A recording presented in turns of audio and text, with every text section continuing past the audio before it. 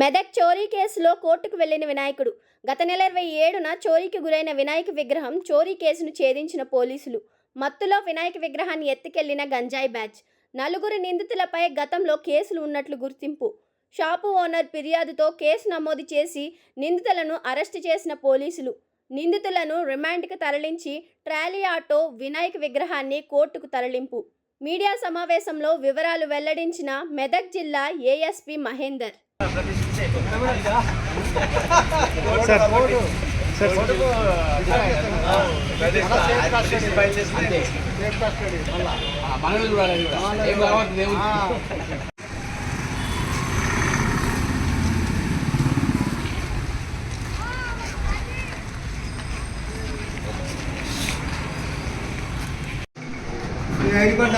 నలుగురున్నారా? Nikhil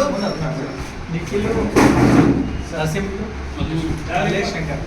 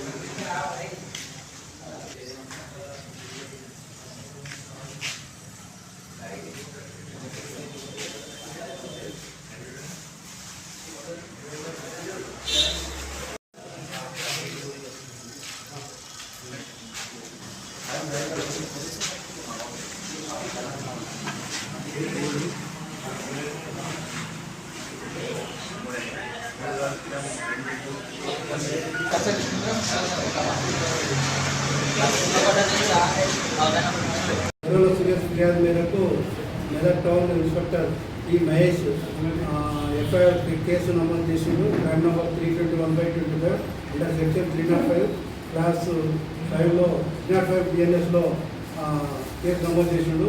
case నమోదు చేసిన తర్వాత అక్కడ సాక్షులను మరియు సీనియర్ పబ్లికేషన్ సందర్శించి దాని మీద ఒక టీం ఏర్పాటు చేసిండు.